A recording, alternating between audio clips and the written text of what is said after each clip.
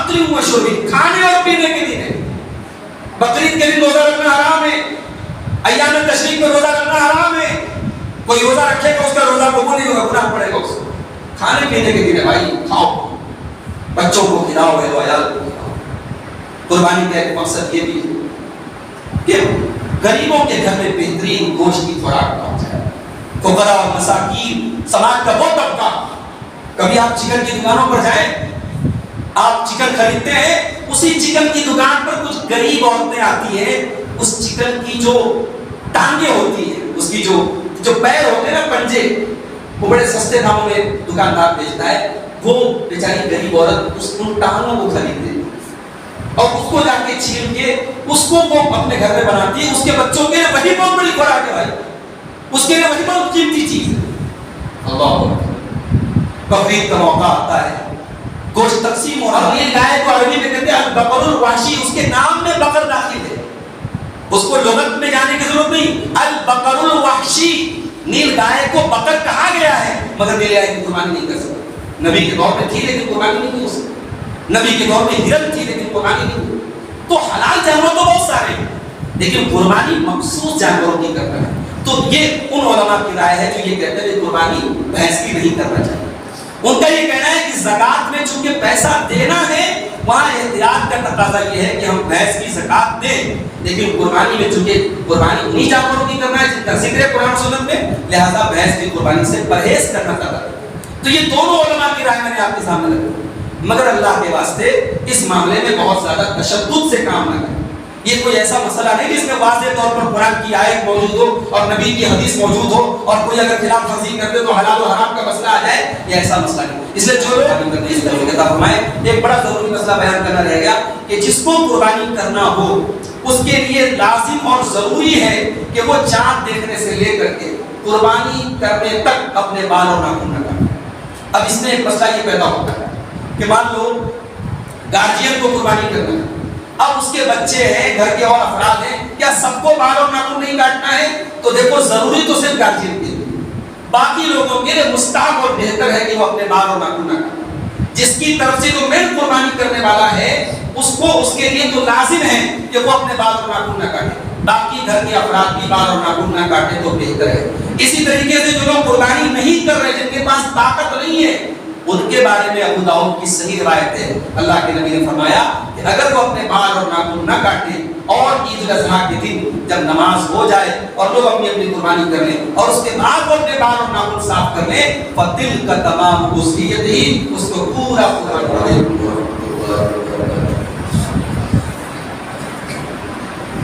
الحمدللہ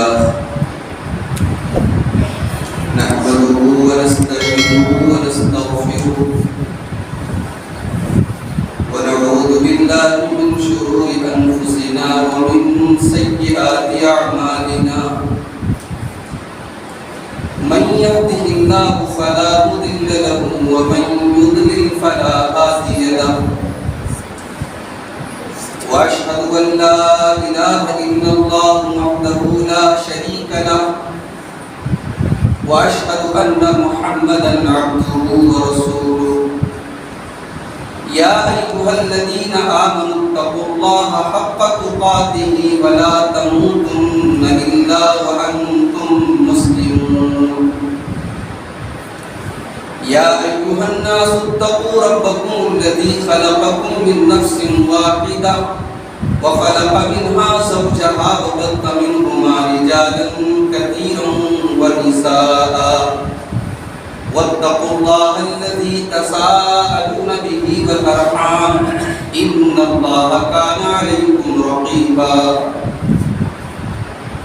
يا أيها الذين آمنوا اتقوا الله وقولوا قولا سديدا يصلح لكم أعمالكم ويغفر لكم ذنوبكم ومن يطع الله ورسوله فقد فاز فوزا عظيما أما بعد فإن خير الحديث كتاب الله وخير الهدي هدي محمد صلى الله عليه وسلم وشر الأمور محدثاتها وكل محدثة بدعة وكل بدعة ضلالة وكل ضلالة في النار النار أعوذ بالله من الشيطان الرجيم بسم الله الرحمن الرحيم ولكل أمة جعلنا منسكا ليذكروا اسم الله على ما رزقهم من بهيمة الأنعام فإلهكم إله واحد فله أسلموا وبشر المخبتين. معزز علماء کرام، محترم بزرگوں، نوجوان بھائیوں، پیارے بچوں، اللہ کے فضل و کرم سے آج اس مسجد میں ہم اور آپ بڑے مبارک موقع پر رمضان ذی الحجہ کا پہلا عشرہ، سال کے سب سے قیمتی ایام، ان میں سے ہم ایک دن میں آج اللہ کے گھر میں بیٹھ کر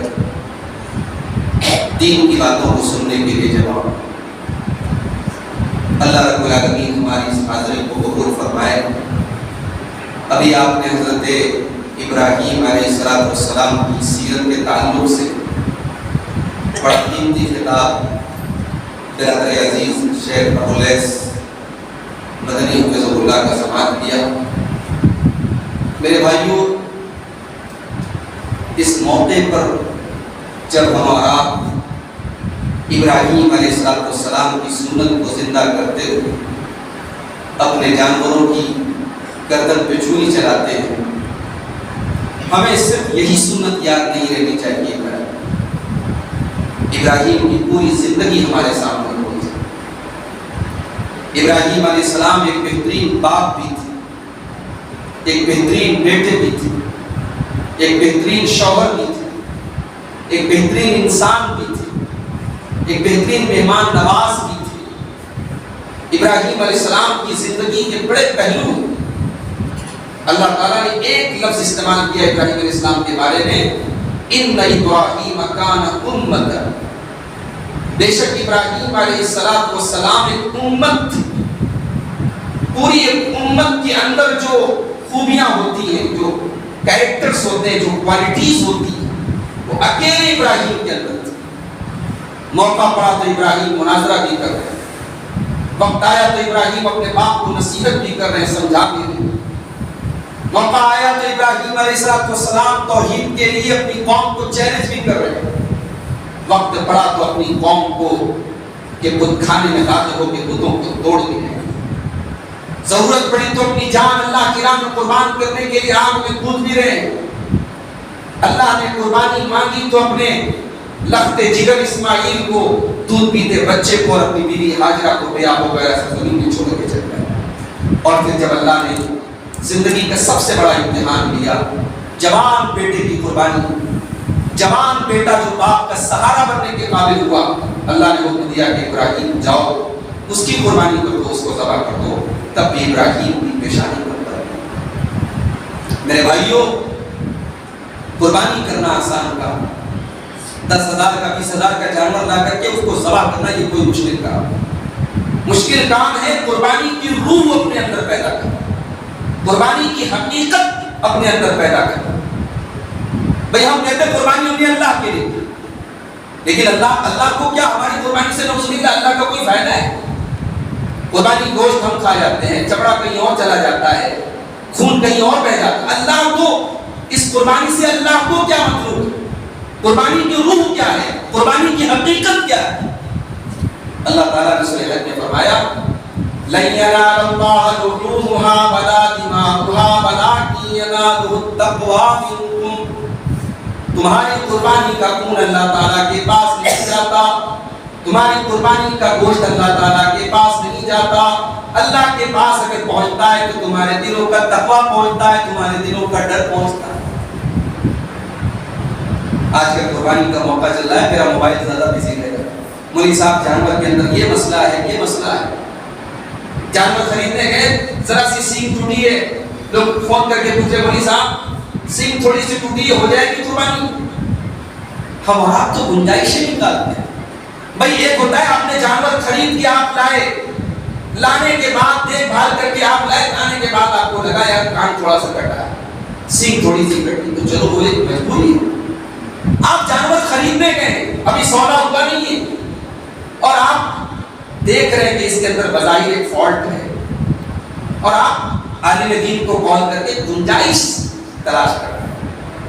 ابراہیم کی زندگی کا ایک سبق یہ بھی ہے، ابراہیم گنجائش نہیں تلاش کرتے۔ اللہ نے ابراہیم کی زندگی کا سب سے بڑا امتحان جو لیا، ان کو خواب میں دکھایا۔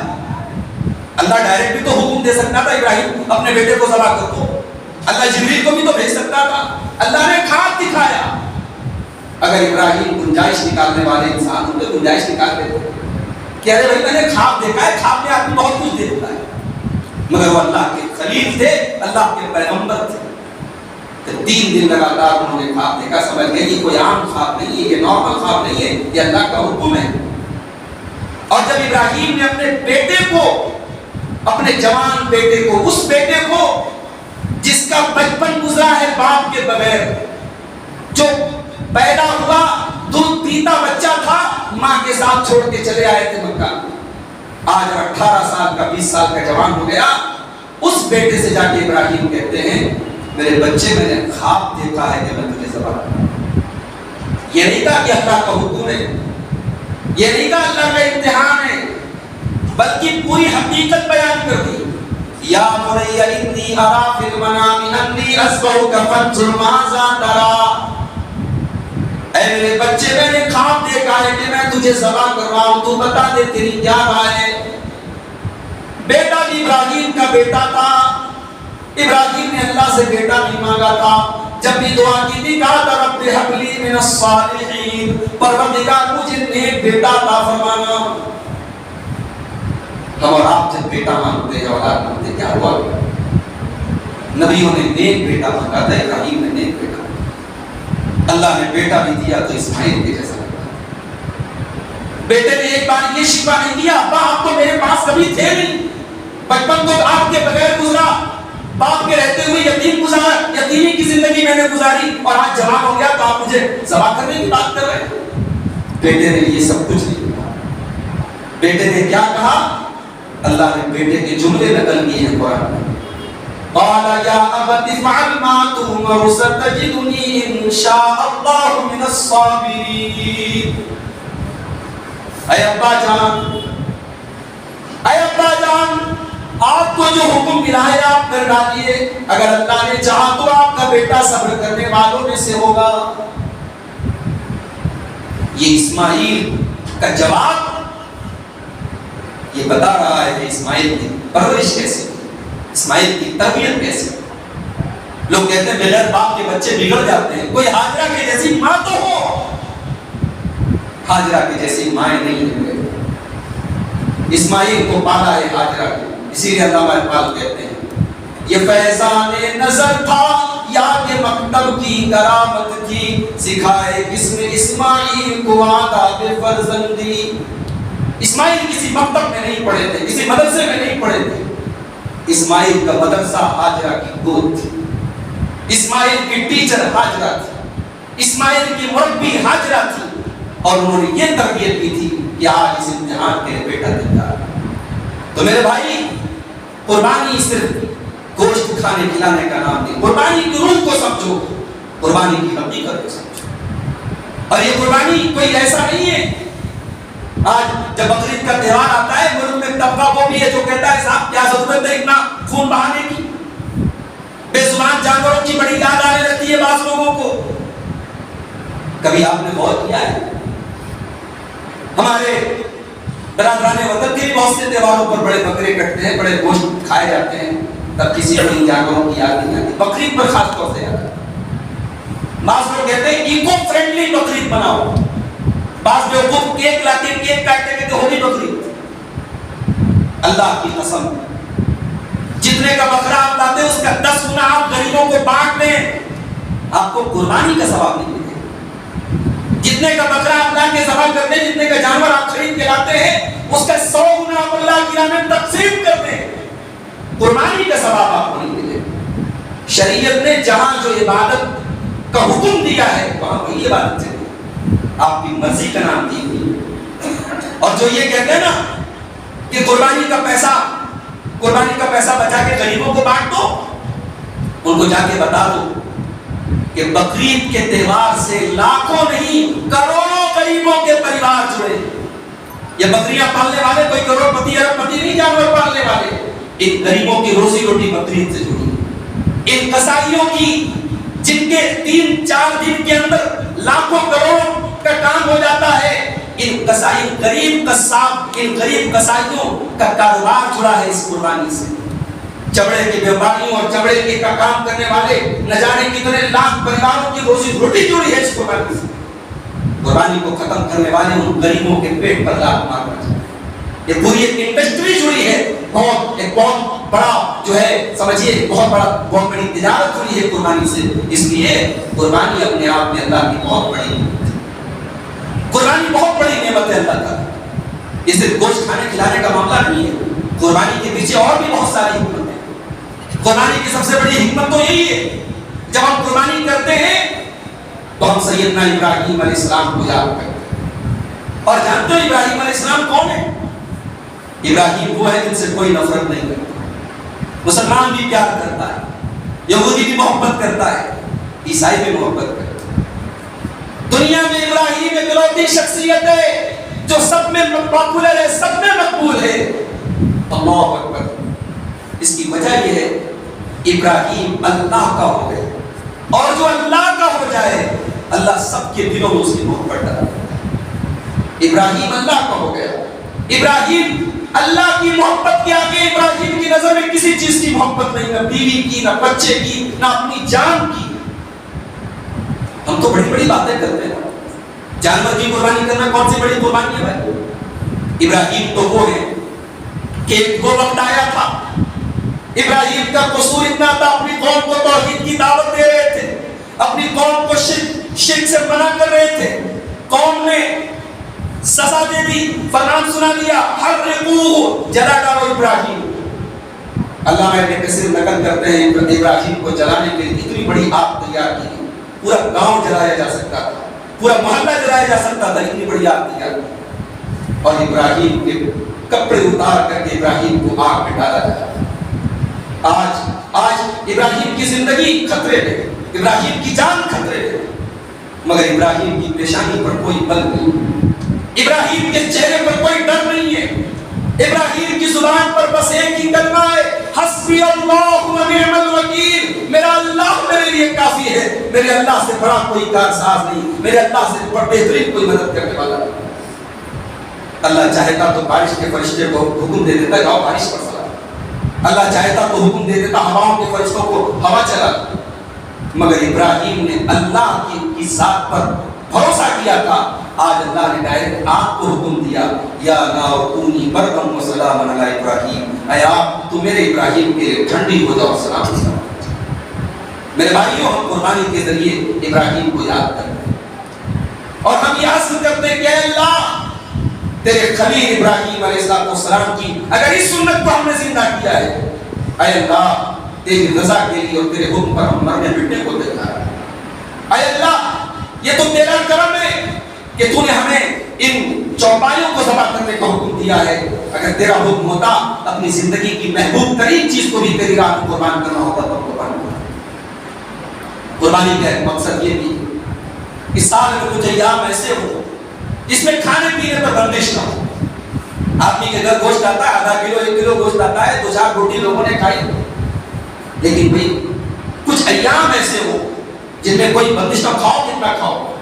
اسی لیے قربانی کے ایام کو اللہ کے نبی نے فرمایا ایام اکل و شرب، کھانے اور پینے کے دن ہے. بقرعید کے دن روزہ رکھنا حرام ہے، ایام تشریق میں روزہ رکھنا حرام ہے. کوئی روزہ رکھے گا اس کا روزہ قبول نہیں ہوگا، گناہ پڑے گا اس کو.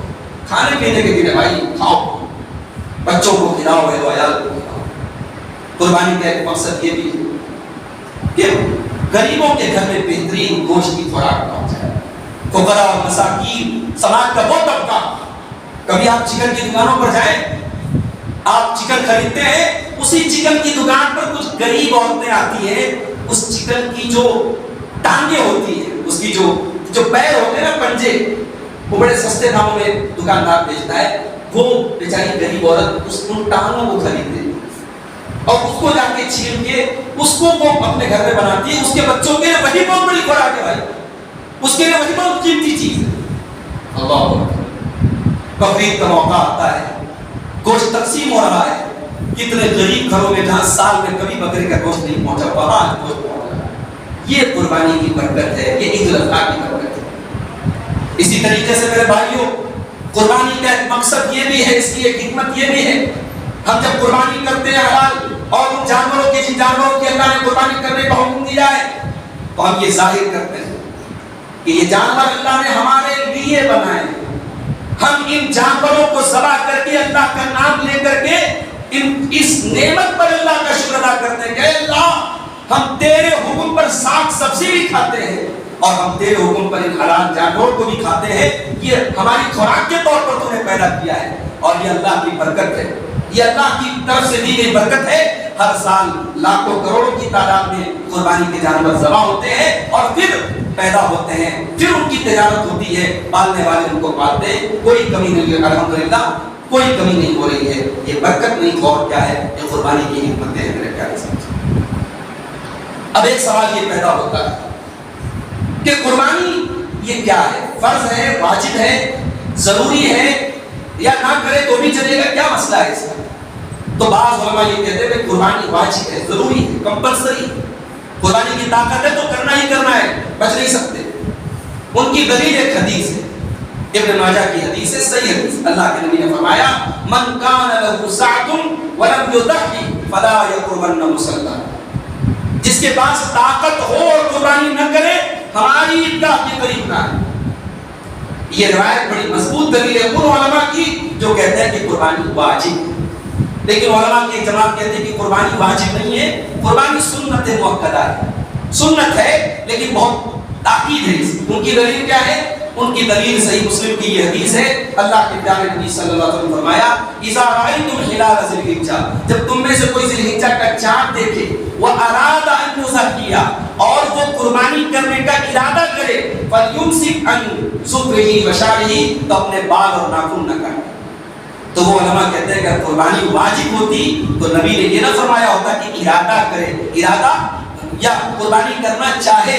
بھئی قربانی تو کرنا ہی کرنا اگر واجب ہوتی. تو اللہ کے نبی نے فرمایا جو چاند دیکھے اور قربانی کرنا چاہے, تو یہ چاہے کا لفظ بتا رہا ہے کہ گنجائش ہے. بہرحال دونوں طرف کے دلائل کو سامنے رکھ کر کے بہرحال اتنی بات تو کنفرم ہے کہ قربانی کی بہت طاقت ہے. اگر ہم واجب نہ بھی مانے تو تاکید بہت ہے, اگر قربانی کی طاقت ہو تو ضرور قربانی کرنا چاہیے. یہاں ایک بات یاد رہے کہ قربانی کا زکات کے نصاب سے کوئی تعلق نہیں. بعض اہل علم کی جو یہ رائے ہے کہ جو صاحب نصاب ہو, اس کے پاس 52.5 تولہ چاندی کی مالیت ہو یا 7.5 تولہ سونا کی مالیت ہو, وہ وہی قربانی کرے گا. ایسا کوئی مسئلہ کسی سے یا کسی ثابت نہیں. قربانی کا جانور خریدنے کی اگر آپ کے پاس استطاعت ہے تو آپ قربانی کریں. زیادہ مضبوط بات یہ ہے کہ قربانی کرنا جو ہے یہ سنت مؤکدہ ہے, اس کی بہت تاکید ہے. قربانی کی چند شرطیں. پہلی شرط یہ ہے کہ قربانی آپ جس جانور کی کریں وہ بہیمۃ الانعام میں سے. بہیمۃ الانعام چوپائے. اللہ تعالیٰ نے سورہ حج کی آیت نمبر 34 میں فرمایا وَلِكُلِّ أُمَّةٍ جَعَلْنَا مَنْسَكًا, ہر امت میں ہم نے قربانی کا حکم دیا ہے.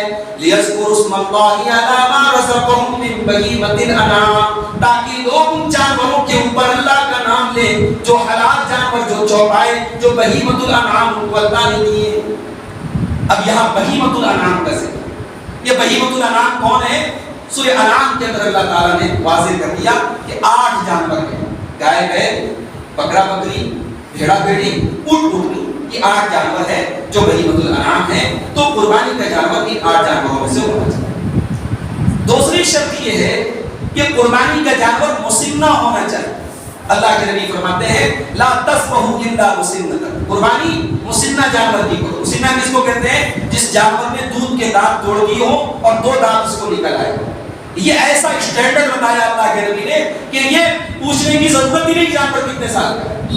یہ سوال بھی اکثر آتا ہے کہ اگر جانور گھر کا پلا ہو اور 1 سال کا ہو چکا ہو, موٹا تازہ ہو اور دانت نہ نکلا ہو, بھائی گھر کا پلا ہو چاہے باہر کا پلا ہو, اللہ کے رسول نے پہچان ایسی بتائی ہے جو یعنی پوری دنیا میں اور کسی بھی زمانے میں اس اس کو اسٹینڈرڈ بنایا جا سکتا ہے, معیار بنایا جا سکتا ہے کہ جانور کا دتا ہونا چاہیے. ہاں بھیڑا جو ہے, بھیڑے کے اندر گنجائش ہے, اللہ کے نبی نے فرمایا کہ اس کے اندر ادنت بھی چل جائے گا. اس کو مسنہ کے پہلے کی جو عمر ہوتی ہے اس کو عربی میں جزا بولتے ہیں, تو بھیڑ کا جزا بھی کافی ہو جائے گا, اس میں کوئی حرج کی بات نہیں. اسی طریقے سے قربانی کا جو جانور ہے اس میں ایک شرط یہ بھی ہے کہ وہ عیب سے پاک, کوئی ایسا عیب نہ ہو جو بالکل واضح. اللہ کے نبی نے فرمایا اربع لا تجوز فی الاضاحی, 4 جانوروں کی قربانی جائز نہیں. الاعور الاوراء بین عورها, جانور کانا ہو اور بالکل صاف لگ رہا ہو کہ اس کی ایک آنکھ خراب. تو جب ایک آنکھ کا خراب جانور کی قربانی نہیں کر سکتے تو ظاہر ہے دونوں آنکھ خراب اگر اندھا ہے تو بدل والا نہیں کر سکتے. والارجاء بین ضلعها, اور ایسا لنگڑا ہو صاف لگ رہا ہے اس کی ایک ٹانگ کام نہیں کر رہی, ایسے جانور کی قربانی نہیں. والمریضۃ بین مرضها, جانور بالکل بیمار ہے, لگ رہا ہے کہ بیمار ہے, ایسا جانور نہیں خریدنا چاہیے. والکثیر التی لا ترقی, اور ایسا جانور بھی قربانی نہیں کر سکتے اس کی کہ جس میں بالکل بوڑھا ہی نہ ہو, بالکل کمزور ہو, دبلا پتلا ہو, ایسے جانور کی بھی قربانی ہم نہیں کر سکتے. تو یہ 4 عیب اللہ کے نبی نے بیان کیے. اب جو اس سے کمتر عیب ہے, سینگ ٹوٹا ہوا ہے, کان کٹا ہوا ہے, ظاہر ہے کہ ان جانوروں کی بھی قربانی اگر ہم ناجائز نہ بھی مانیں تو بہرحال بہتر نہیں ہے. آپ حضرت علی کہتے جب ہم لوگ جانور خریدنے جاتے تھے تو ہم بہت چیک کرتے تھے, ہم اس کے کان وغیرہ بہت چیک کرتے تھے کہ کوئی عیب تو نہیں ہے. اس لیے جانور جو ہے بالکل پاک صاف خریدے, صحیح سالم خریدے. ان اللہ طیب لا یقبل الا طیبا, اللہ تعالیٰ پاک ہے, پاک چیز کو قبول کرتا ہے. ایک سوال یہ کہ اگر جانور خرید کے لے آئے, خرید کے لانے کے بعد جانور جو ہے بیمار ہو گیا تو اب کیا کریں؟ اب اگر آپ کے پاس طاقت ہے دوسرا جانور لانے, اس کو ذبح کر کے بقرعید کے پہلے دوسرا لے. اگر کبھی کبھی ایسا ہوتا ہے جانور جو ہے مر گیا یا کوئی ایکسیڈنٹ کا شکار ہو گیا, تو اس میں علماء کہتے ہیں کہ اگر کوئی ایکسیڈنٹ آپ کی اپنی غلطی اور کوتاہی سے ہوا ہے تو دوسرا جانور لانا پڑے گا. اور کوئی نیچرل, کوئی قدرتی, کوئی طبعی آفت آ گئی تو کوئی حرج نہیں ہے, آپ قربانی نہیں کریں گے تو بھی چلے گا, کیونکہ آپ قربانی کے مقصد سے لائق تھے. اور کوئی نیچرل اور طبعی مصیبت میں پڑ کر کے وہ جانور جو ہے بیچارہ مر گیا, اس میں آپ کا کوئی قصور نہیں. دوسرے جانور کی طاقت ہو تو آپ لے ہیں, ورنہ کوئی مسئلہ نہیں. تو بہرحال جانور جو ہے وہ صحیح سالم ہونا چاہیے, یہ شرط ہے. قربانی کی ایک شرط یہ بھی ہے کہ قربانی متعین وقت میں کی جائے. قربانی کا وقت کب شروع ہوتا ہے؟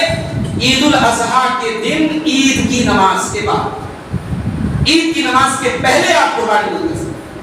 اللہ کے نبی صلی اللہ علیہ وسلم فرماتے ہیں, صحیح بخاری اور صحیح مسلم کی روایت, ان اول ما نبدأ به فی یومنا, آج کے دن پہلا کام ہم کیا کریں گے؟ ان نصلی, ہم نماز پڑھیں. ثم نرجع, پھر ہم لوٹیں گے. فننحر, اور قربانی کریں گے.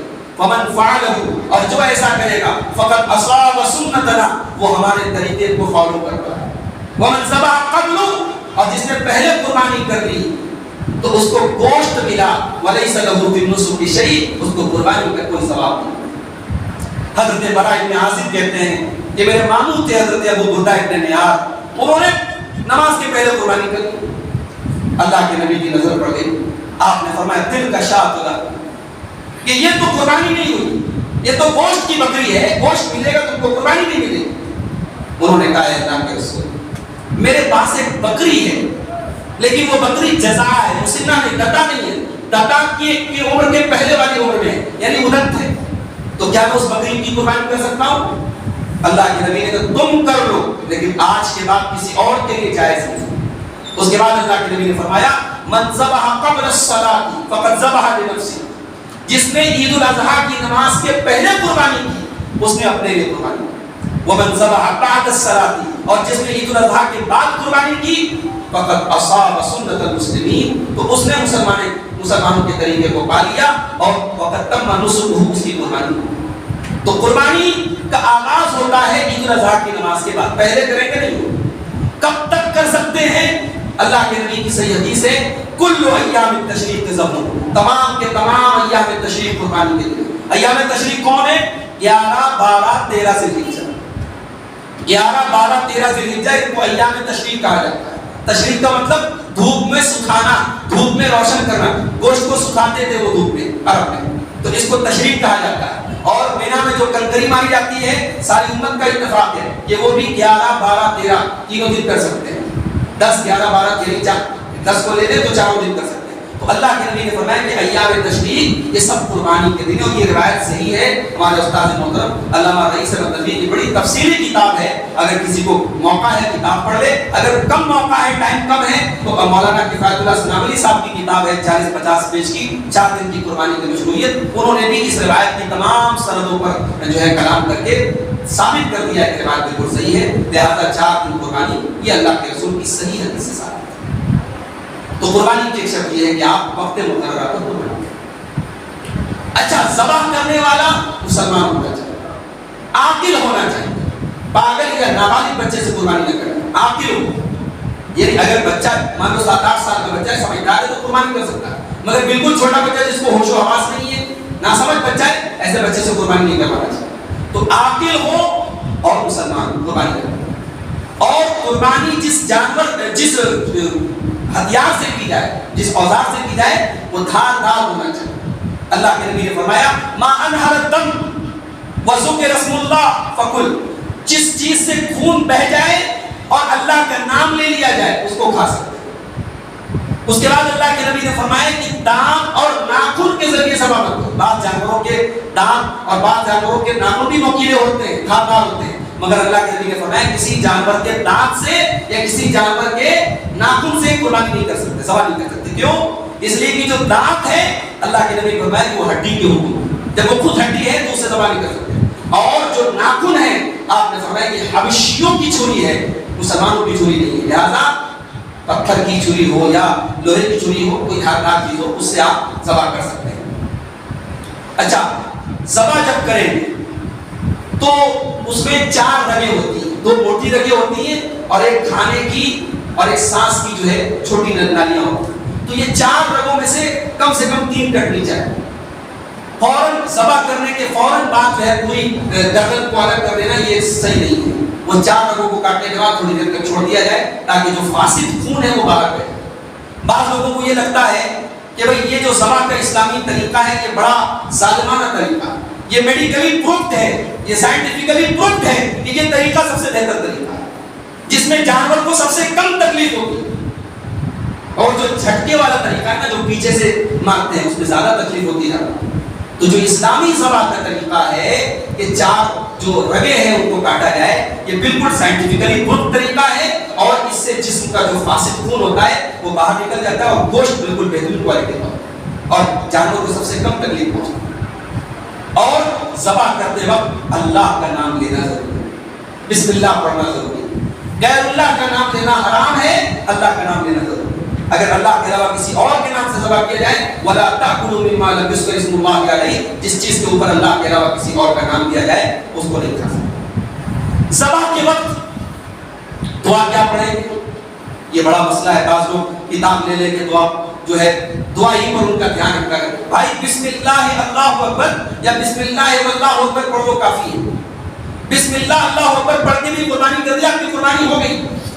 اب باقی اس کے آگے جتنی دعائیں مستحب ہیں, بہتر ہیں, پڑھ لو تو اچھی بات ہے, نہیں پڑھو گے تو قربانی میں آپ کو کوئی فرق نہیں پڑے گا. سب سے چھوٹی دعا جو اللہ کے نبی سے ثابت ہے, آپ بسم اللہ اللہ اکبر پڑھ لیجئے اور اللہم تقبل منی و من اہل بیتی, اے اللہ میری طرف سے اور میرے گھر والوں کی طرف سے اس قربانی کو قبول فرما. آپ یہ پڑھ سکتے ہیں. اور وہ جو دعا ہے انی وجہت وجہی للذی فطر السماوات والارض حنیفا وما انا من المشرکین ان صلاتی ونسکی ومحیای ومماتی للہ رب العالمین لا شریک لہ وبذلک امرت وانا من المسلمین. یہ دعا بھی ثابت ہے, یہ مسند احمد کی دعا ہے. علامہ البانی نے اس کو صحیح قرار دیا, یہ بھی پڑھ سکتے ہیں. اگر یہ یاد ہے پڑھ دیں تو بسم اللہ اللہ اکبر پڑھ کے ذبح کر دیں تو بھی چلے گا. اللہم تقبل منی ومن اہل بیتی ساتھ میں پڑھا لے تو بھی چلے گا. اللہم انی وجہت والی پوری دعا شامل کر لے تو بھی چلے گا. یہ بھی پڑھ سکتے ہیں اللہم ھذا منک ولک عنی وعن اہل بیت, اے اللہ یہ قربانی تیری طرف سے ہے, تیرے لیے ہے, اس کو میری طرف سے اور میرے پریوار کی طرف سے قبول فرما. یہ دعا یہ بالکل آسان ہے. اچھا, یہ تو ذبح کا طریقہ ہو جو کمپلسری ہے, ضروری ہے. آداب کی اگر بات کریں تو ذبح کرنے کے ٹائم جانور کو بائیں کروٹ پہ لٹانا یہ سنت ہے. جانور کو بائیں کروٹ پہ لٹائیے اور جانور کا جو رخ ہے وہ قبلہ کی طرف کر لیجیے، اور چھری کو پہلے سے تیز کر لیجیے، چھری کو پہلے سے تیز کر لیجیے، اور جانور کے سامنے چھری مت تیز کیجیے۔ اللہ کے نبی نے فرمایا ان اللہ کتب الاحسان علی کل شیء، اللہ تعالیٰ نے ہر چیز کے ساتھ بھلائی کا حکم دیا۔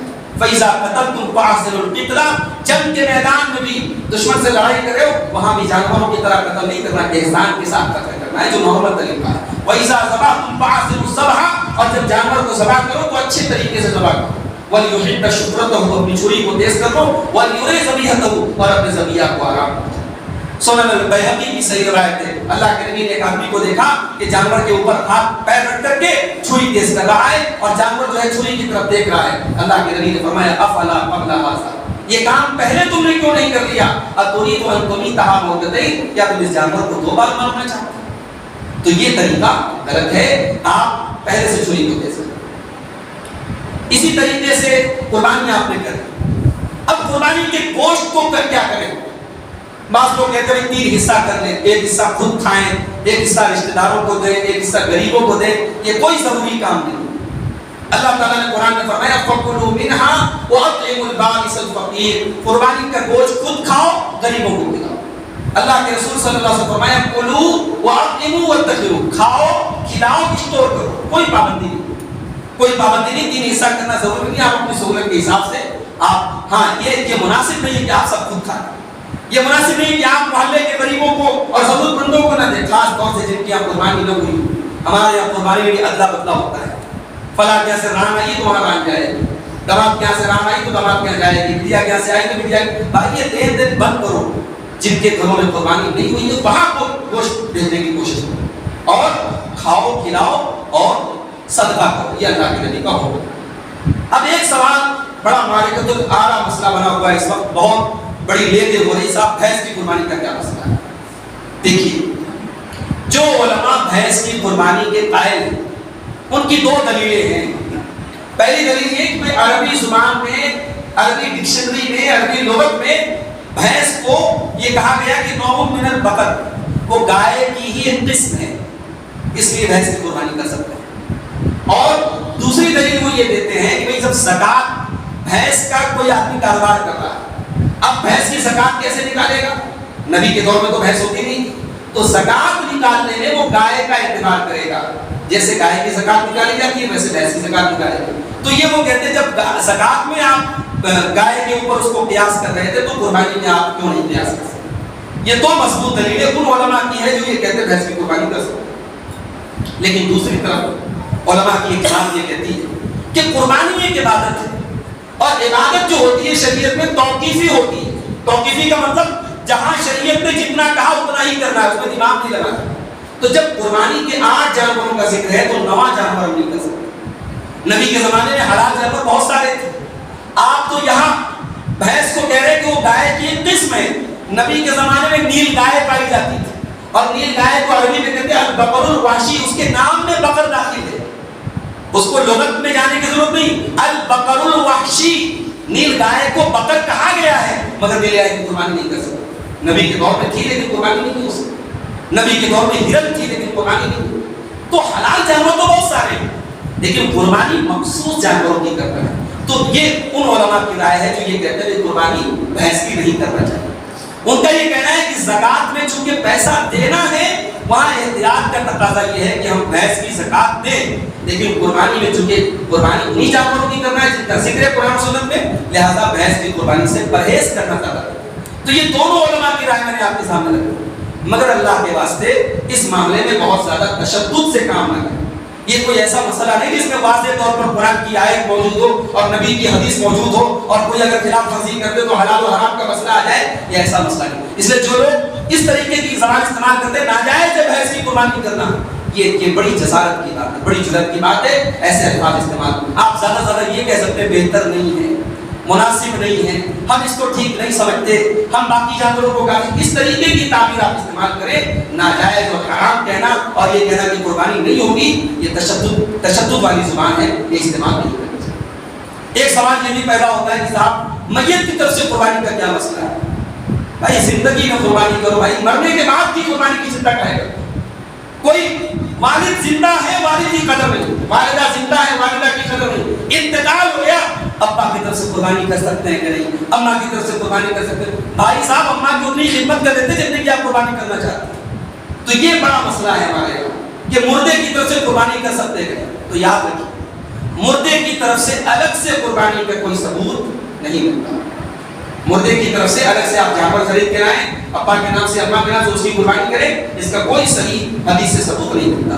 البتہ اپنی قربانی میں آپ شامل کر لیں، جب ایک جانور کی قربانی جب پورے پریوار کی طرف سے ہو سکتی ہے، اور اللہ کے نبی صلی اللہ علیہ وسلم جو قربانی کرتے تھے اس میں آپ اپنی امت کے ان لوگوں کی طرف سے بھی قربانی کرتے تھے جنہوں نے قربانی نہیں کی، اس میں زندہ مردہ سب شامل تھے۔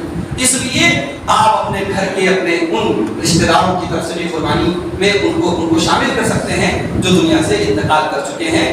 آپ مثال کے طور پر یہ نیت کر لیں کہ اے اللہ اس قربانی کو میری طرف سے، میرے گھر والوں کی طرف سے اور میرے مرحوم والد کی طرف سے، میری مرحوم والدہ کی طرف سے قبول فرمانی، یہ نیت آپ کر سکتے ہیں۔ الگ سے میت کی طرف سے قربانی کرنا یہ ٹھیک نہیں۔ بڑے جانور میں گائے اور اونٹ میں 7 لوگ حصہ لے سکتے ہیں۔ اللہ کے نبی کی صحیح حدیث موجود ہے، حضرت جابر رضی اللہ تعالیٰ عنہ فرماتے ہیں کہ نبی کے دور میں ہم لوگ گائے اور اونٹ میں 7 لوگ حصہ لیتے تھے۔ حضرت عبداللہ ابن عباس کہتے ہیں کہ ہم نبی کے دور میں گائے میں 7 اور اونٹ میں 10 لوگ حصہ لیتے ہیں۔ تو اس طریقے سے بڑے جانور میں حصہ لیا جا سکتا ہے، لیکن چھوٹا جانور جو ہے وہ ایک فیملی کی طرف سے کافی ہے۔ اگر مان لو ایک گھر میں 4 پریوار ہیں، چاروں کی چولہی الگ الگ ہے، چاروں کا کچن الگ الگ ہے، تو وہ 4 پریوار مانا۔ لیکن اگر 70 لوگوں کا پریوار ہے لیکن ایک ساتھ رہتا ہے تو وہ ایک فیملی مانا جائے گا، اور اگر وہ چاہے تو ایک جانور کی قربانی وہ کر سکتے ہیں، کافی ہے۔ حضرت ابو ایوب انصاری سے پوچھا گیا کہ نبی اکرم کے دور میں قربانی کیسی ہوتی تھی، تو انہوں نے فرمایا کان الرجل فی عہد النبی صلی اللہ علیہ وسلم یزکی بالشاة عنہ وعن اہل بیتہ۔ اللہ کے نبی صلی اللہ علیہ وسلم کے دور میں ایک آدمی ایک بکری کی قربانی اپنی طرف سے اور اپنے گھر والوں کی طرف سے کر لیتا تھا، فیاکلون ویطعمون، خود بھی کھاتے تھے دوسروں کو بھی کھلاتے تھے۔ تو یہ بالکل واضح دلیل ہے کہ ایک جانور کی قربانی تمام گھر والوں کی طرف سے کافی ہو جائے۔ اسی طریقے سے ایک بات یہ بھی یاد رکھیں کہ قربانی کے گوشت میں سے آپ قصاب کو اجرت نہیں دے سکتے۔ حضرت علی کہتے ہیں کہ اللہ کے نبی نے مجھے منع کیا کہ میں قصائی کو اجرت کے طور پر گوشت میں سے کچھ رکھوں۔ آپ تحفے کے طور پر اسے گوشت دے دیں الگ بات، لیکن اس کی اجرت آپ گوشت میں سے نہیں دے سکتے۔ اسی طریقے سے قربانی کی کھال سے فائدہ نہیں اٹھا سکتے، نہ تو اس کی قیمت سے فائدہ اٹھا سکتے نہ اس کی کھال کو استعمال کر سکتے۔ صدقہ کر دینا ہے، یا تو کھال ہی صدقہ کر دیجئے یا کھال بیچ کر کے اس کی قیمت صدقہ کر دیجئے۔ قربانی کی کھال کا اپنی ذات پر آپ استعمال نہیں کریں۔ قربانی کا جانور اگر خصی ہے تو اس میں کوئی عیب نہیں۔ خصی جانور کی قربانی اللہ کے نبی سے ثابت ہے، بلکہ بہتر ہوتا ہے، اور تجربہ اور مشاہدہ بھی بتاتا ہے کہ خصی جانور کا گوشت ہے وہ زیادہ عمدہ اور لذیذ ہوتا ہے، اس لیے اس میں کوئی حرج کی بات نہیں۔ اللہ کے پیارے نبی صلی اللہ علیہ وسلم جب مدینہ آئے تو مدینہ آنے کے بعد آپ ہر سال قربانی کرتے، اس لیے قربانی کرنا چاہیے۔ قربانی کی فضیلت میں کوئی صحیح حدیث نہیں، یہ بھی بڑی عجیب بات ہے۔ قربانی کی فضیلت میں الگ سے کوئی صحیح حدیث موجود نہیں، مگر قرآن میں اللہ نے قربانی کا حکم دیا اور نبی ہر سال قربانی کرتے تھے۔ اتنا کافی ہے قربانی کی فضیلت کے لیے، ہمیں اور آپ کو قربانی کرنا چاہیے۔ اور جب آپ قربانی کریں تو اپنے غریب رشتہ داروں کو، خاص طور سے جو آپ کے رشتہ داروں میں، آپ کے خاندان میں جو ضرورت مند ہو، ان کا حق آپ کے اوپر زیادہ ہے۔ اللہ کے نبی نے فرمایا کہ اپنے رشتہ دار پر جب آپ صدقہ کریں گے آپ کو ڈبل ثواب ملے گا، ایک صدقہ کا ثواب ملے گا، ایک صلہ رحمی کا ثواب ملے گا۔ ہمارے یہاں قربانی کو ایک شو آف کی چیز بھی بنا دی ہے۔ انسان کے پاس طاقت ہو چاہے نہ ہو، اگر وہ ہر سال 5 بکرا لاتا تھا تو وہ لائے گا، کہیں سے انتظام کر کے۔ شو آف مت کیجیے، قربانی کو نمائش کا ذریعہ مت بنائیے۔ بعض جگہوں پر دیکھا کہ 786 لکھا ہے بکرے کے اوپر اور اس کی قیمت لاکھوں میں پہنچ گئی، اللہ لکھا ہے۔ یہ سب بڑی آسان ٹیکنیک ہے، جانور کے جسم پر اللہ یا محمد یا چاند تارا بنا دینا یا 786 لکھنا تو بہت پرانا فارمولا ہے۔ اس کی بنیاد پر جانوروں کی قیمت لاکھوں میں پہنچ رہی ہے، تو یہ حماقت ہے، یہ حماقت ہے میرے بھائی، اور یہ یقیناً فضول خرچی ہے۔ آپ نارمل اپنی طاقت کے مطابق جانور لائیں اور ریاکاری سے بچیں، اور کوشش کریں کہ ان علاقوں میں جہاں قربانی نہیں ہو رہی ہے وہاں پر بھی آپ کو جانور دیں۔ ایک تو یہ کہ بھائی آپ اپنے گھر قربانی کر کے گوشت بانٹ رہے ہیں، اور کچھ علاقے اگر بنارس میں ایسے جہاں غربت بہت زیادہ ہے، کچھ جانور آپ خرید کر کے وہاں قربانی کروا دیجیے، انشاءاللہ وہ بھی آپ کے لیے ایک بڑے اجر و ثواب کا باعث ہے۔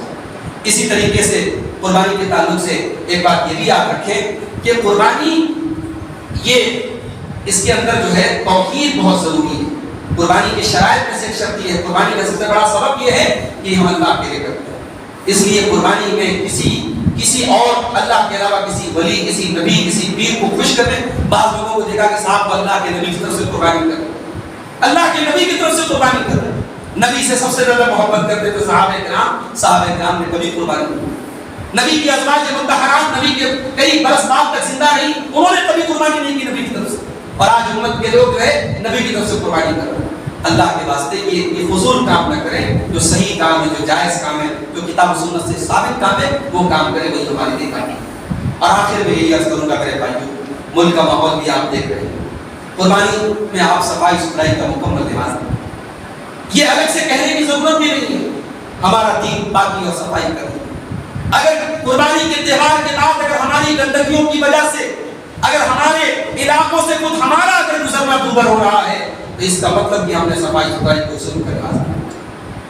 کنٹینر بنے ہوئے ہیں آپ کے ملبے, انہیں کنٹینروں میں جانے چاہیے. ادھر ادھر گوشت کی بوٹیاں پھینک دینا, کتوں کا پورے محلے میں ان بوٹیوں کو جو ہے ادھر ادھر لے کے جانا, یہ ہماری اس عبادت کا اور ہمارے اس تہوار کا بڑا گھناؤنا مذاق ہے. گوشت اگر اپنے رشتہ داروں وغیرہ کے لے کے جائیں, کور کر کے لے کے جائیں. یہ ہم اس ملک میں ملی جلی تہذیب کے ساتھ رہتے ہیں. اس ملک کا ایک بڑا طبقہ ایسا ہے جو گوشت نہیں کھاتا ہے, جو ان تمام چیزوں کو دوسری نظر سے دیکھتا ہے. ہمیں بلا وجہ ان کے جذبات کو مجروح نہیں کرنا ہے. ہم اپنی آرام سے اپنی قربانی کریں, لیکن کھلے راستوں میں, عام راستوں میں نہ کریں, اپنے گھروں میں پرائیویٹ پلیسز میں کریں, اور گوشت وغیرہ کو شو نہ کریں.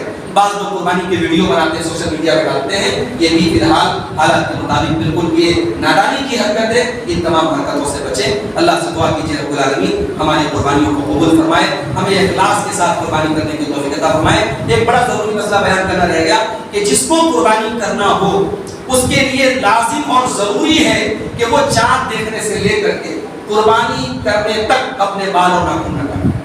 اب اس میں ایک مسئلہ یہ پیدا ہوتا ہے کہ مان لو گارجین کو قربانی کرنا ہے, اب اس کے بچے ہیں, گھر کے اور افراد ہیں, کیا سب کو بال اور ناخن نہیں کاٹنا ہے؟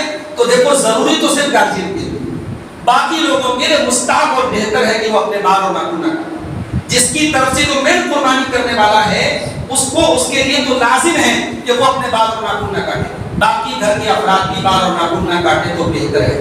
اسی طریقے سے جو لوگ قربانی نہیں کر رہے, جن کے پاس طاقت نہیں ہے, ان کے بارے میں ابو داؤد کی صحیح روایت ہے. اللہ کے نبی نے فرمایا کہ اگر وہ اپنے بال اور ناخن نہ کاٹے اور عید الاضحیٰ کے دن جب نماز ہو جائے اور لوگ اپنی اپنی قربانی کر لیں اور اس کے بعد وہ اپنے بال اور ناخن صاف کر لیں, فدل کا تمام وصیت ہی اس کو پورا قربانی کا ثواب ملے گا. یہ اللہ البانی نے اس روایت کو صحیح قرار دیا ہے. تو یہ بہت بڑا ثواب ہے. جو لوگ قربانی کرنے کی طاقت نہیں رکھتے ہیں وہ بھی اگر اس عمل کو کر لیں تو اس سے انشاءاللہ اس کو ثواب مل جائے. اللہ سے دعا ہے رب العالمین ہمیں اس سکون کے ساتھ, امن اور چین کے ساتھ اپنا یہ تہوار منانے کی توفیق عطا فرمائے. رب العالمین ہمارے ملک میں امن چین برقرار رکھے. رب العالمین ہمارے کاروبار میں, ہمارے رزق میں برکت عطا فرمائے. جو ہمیں سے بیمار ہیں اللہ ان کو شفا کاملہ عطا فرمائے. اللہ رب العالمین ہمیں ہر عبادت کو اپنے نبی کے طریقے پر انجام دینے کی توفیق عطا فرمائے. بدعت و خرافات سے بچائے, شرکیہ کاموں سے بچائے, جب تک دنیا میں زندہ رکھے, اسلام کو زندہ رکھے, اور ہم سب کا خاتمہ ایمان پر ہو. آمین. وآخر دعوانا الحمدللہ رب العالمین. والسلام علیکم ورحمۃ اللہ وبرکاتہ.